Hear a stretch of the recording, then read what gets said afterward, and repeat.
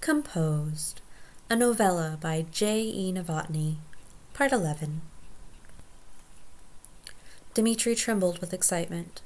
The playbill he clutched twitched with the minor tremors of his hands.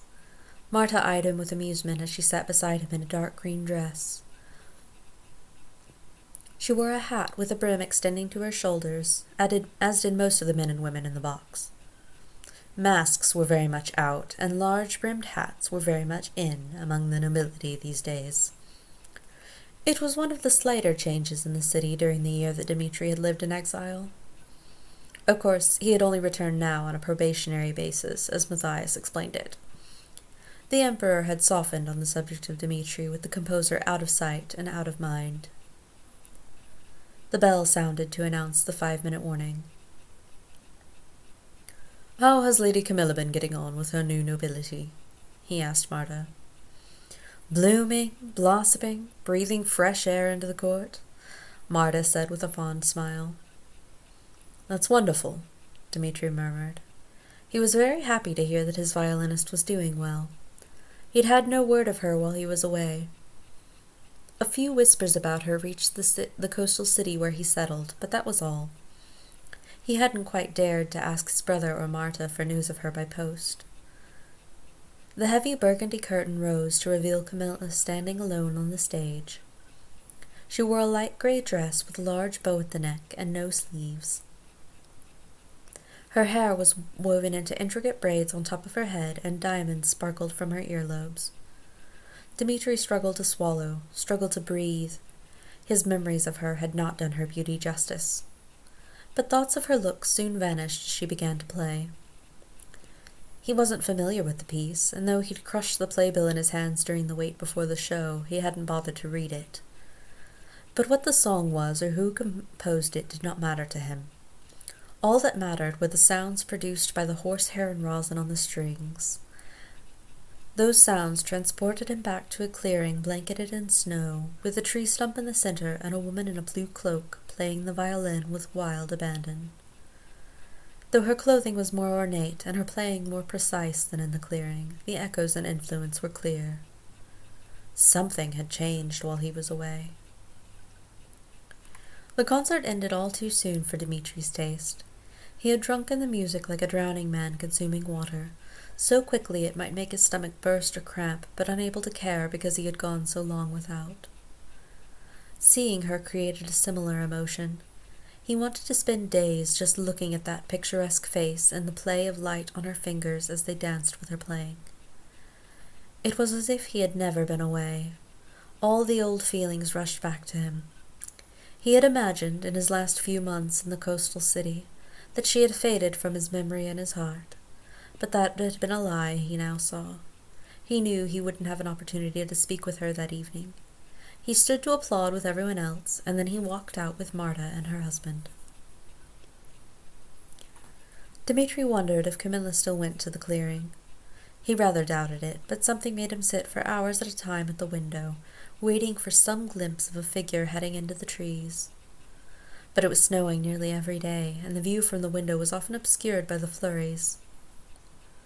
But then, a week after he had seen her perform again, he saw a figure in a blue cloak hurrying through the trees. Dmitri leaped to his feet and hurried from the room, only pausing long enough to grab a winter coat to throw over his lounge clothes. The sound of her playing obscured the crunch of snow under his feet, but the snap of a branch underfoot caught the violinist's attention. Her head whipped toward him, and the bow came away from the strings. Camilla stood there blinking at him for several moments. Her eyes were even larger and more perfectly amber than he had recalled. She was so much more in person than his memories could hope to give him. He wanted to reach out to her, to touch her, but he could only stand there mute and in awe of her. It was Camilla who broke the silence first. "I did not realize you had returned to the city." "Didn't Marta mention it?" "Why would she?" Camilla asked in confusion. Dmitri understood then that Marta, though Camilla's dear friend by her own account, did not know all that pertained to the violinist. "Never mind," Dmitri said. He took a step forward, and Camilla took a step back.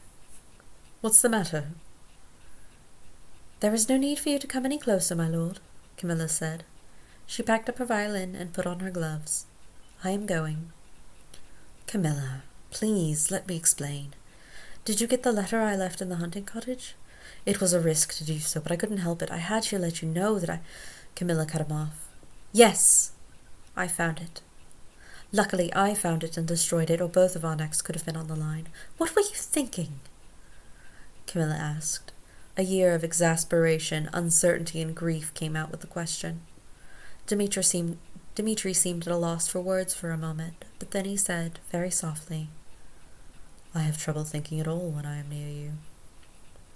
"Stop," Camilla whispered. "Please, you should have stayed away." "But Camilla, I love you," Dmitri said, taking another step toward her. Camilla held up her violin case as if to ward him off, and he stopped moving with his hands held palm out to show he meant no harm. "I don't want to hear this," she said, but her voice was so faint that Dmitri wasn't even certain that was what she had said. "I should have told you everything from the start, Camilla. I said I don't want to hear this," Camilla yelled. Her face was flushed and streaked with new tears. She turned from him, rubbing at her eyes with one gloved hand. She sniffled and tried to gather herself before turning back to face the silent composer. "I have moved on from any hopes or dreams I may have had concerning you, Lord Dmitri. I thank you for introducing me to my own music. It was a revelation to me, one that led me to a coveted position as the Emperor's composer." "What?" Dmitri asked in astonishment. "I said I am the Emperor's composer," Camilla replied calmly. She even managed a tremulous smile. "You will not find me performing at ladies' teas in the theatre every day now. I spend most of my time with the Empress, planning for her spectacles and writing my music. So you see, I must thank you for the revelation, but I need nothing further from you. I hope that you find life satisfying, my lord." Without giving him a chance to respond, Camilla turned and trudged along her former path in the snow. She remained in sight for a long time through the bare tree branches. Her blue cloak grew smaller and smaller in the distance until she was no bigger than a bird on the horizon. Dmitri stood frozen in place, his breath puffing in little clouds in front of him. He thought that his heart would break the night the Emperor commanded him to leave the city, but this was a new level of heartbreak. There was a great difference, he learned, in being kept from love by exterior obstacles than in being kept from it by lack of feeling from the other party. Upon her return home, Camilla sent apologies for her engagements for the remainder of the afternoon. Then she locked the door to her apartment, laid down on the bed, and began to sob. Despite her confidence in the clearing, Camilla was not at all sure that she had made the right choice in rejecting her composer. Another sob broke loose as she thought of him in this way. It was the first time in months that she thought of him as such. If she thought of him at all, she called him Lord Dmitri in her mind, as befitted their relatively slight acquaintance.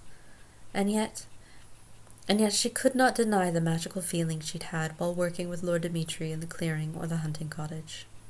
He was such a talented composer as well as a handsome man. There was always something slightly tragic in his bearing and the way others, like Marta, spoke of him. She had felt during those brief months of hidden intimacy that there was something special between them, something that couldn't be extinguished easily. She had been wrong. Camilla cried herself empty of tears and lay on the bed replaying everything over again in her mind. For the remainder of the afternoon, she allowed herself to wallow in the feelings of loss and betrayal that she'd first experienced with such violence after discovering the letter in the hunting cottage a year prior. She lay on her damp pillowcase of embroidered silk, clutching the coverlet with both hands as she sought something to hold on to. Slowly, her thoughts stopped repeating the same images and gave her new lines of thought. After all, one meeting in a clearing could not eradicate a year of healing without the composer's presence. And in the meantime, there had been someone else whose constant, steady presence had come to mean more to her and her music than the former composer ever had. At this realization, she summoned the will to rise from her bed and went to the water closet to wash her face. Her eyes and nose were red and puffy, but she was otherwise terribly pale. She had forgotten how exhausting it was to cry so hard for so long. Upon exiting the water closet, she glanced at the clock on the mantel. She only had an hour to prepare for dinner. Hopefully that would be enough time for her face to return to its normal complexion. She considered sending her apologies to Marta by way of Nathan, with the excuse that she was unwell, but she knew that Nathan would be inclined to hover if he thought her ill. Instead, she laid out her clothing for dinner before she set to work on her hair. Some day she would have to give in to Nathan's recommendation that she hire a lady-in-waiting, but for the present she still made do on her own except for special occasions. An hour later she emerged dressed for Marta's dinner party, and Nathan met her on the landing. He often escorted her these days, and even Marta had warmed towards him. It was rumored that Nathan might be extended a title soon for his contribution to the arts, too. At this point, it was speculated that the lack of title was the only thing holding the two back from asking the Emperor's permission for marriage. Of course, the truth was a bit more complicated, but as Nathan escorted her down the street toward Marta's house, Camilla tugged on his arm a bit to make him stop. "Is something the matter?" Nathan asked. He glanced around the street as if searching for danger or another anomaly, but there was nothing unusual in the pre-dinner bustle of the residential street. "No, nothing is the matter. In fact, I think something is very right for the first time in a while." Camilla stopped, suddenly shy. "Well, don't hold me in suspense, my lady. What is it?" "It has suddenly occurred to me that if you were to again present me with a bouquet of roses and words of devotion, my response would be quite different than that of a year ago." Nathan's smile was tender as he lightly touched her cheek. Then he tucked her hand under his arm so they wouldn't be late for dinner. Rather than the wild tumult of emotions she had experienced with Dmitri, Camilla felt a warm glow with Nathan that evening as their shared secret of mutual regard drew them closer together. Dmitri had been exciting, and he offered the appearance of composed self-assurance. Nathan made Camilla feel composed in herself. The difference was startling and obvious now that she had discovered it. A melody began winding through her mind that was soon joined by a rhythm. The sounds mingled and jumbled, reorganizing themselves into a new sound while she slept. The next morning, Camilla hurried to the palace where a gazebo had been arranged in the rose garden as a stand-in for the clearing in the woods. She should have come there instead of going to the woods the previous morning, but something had drawn her to the clearing for one last look at the place where it all began. Camilla felt just as free to play with her music in the rose garden as she had in the woods, though the scenery was quite different. Occasionally the Emperor or Empress would look down from a window or wander into the gardens to listen. That day the rose bushes were covered in powdery snow, though the stone paths winding through the bushes had been shoveled and brushed clean. Camilla became lost in the new composition as she stood in the round, whitewashed gazebo with its trellises of ivy hanging on three sides. There was no wind, so Camilla's notes floated freely, casting far and wide through the dormant garden. When her fingers became too chilled to play very well, she lowered the violin. Clapping came from her left, and Camilla turned to find Nathan smiling at her. "I didn't want to interrupt, but I have some fantastic news for you," he said. Camilla gestured for him to come up to join her while she put her violin and bow away. They sat on one of the gazebo benches next to a trellis, and Nathan took her hand. "Lady Camilla, I have just been informed by the Emperor that I am to be elevated to the status of Lord. There will be a formal ceremony with dinner and a ball."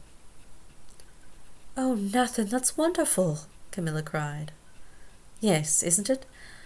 But what makes me happiest is that, well..." He trailed off and looked off into the snow-covered garden. Then he said, "It's the wrong season for me to bring you roses, but I hope a sleeping rose garden will do instead. Camilla, I love you. I've loved you for years. I know that before you weren't ready to hear it, and that I didn't give you time to understand my feelings gradually, but now, well, after what you said last night..." He seemed so uncertain as he started to babble a bit. His cheeks and nose were turning red, though that could have all been from the cold rather than from embarrassment. Camilla smiled gently. Let's go to the theatre to work on this new piece, and on the way you can tell me how much you adore me and what you'd like to do about it." Camilla winked and stood up. Nathan followed, and in a gesture of old habit he tucked her hand under his arm to escort her. Nathan's touch didn't electrify or thrill her. It didn't send her emotions into a whirl. Instead, it left a nice feeling of warmth in her hand and in her heart, which allowed her to be and remain utterly composed. The end.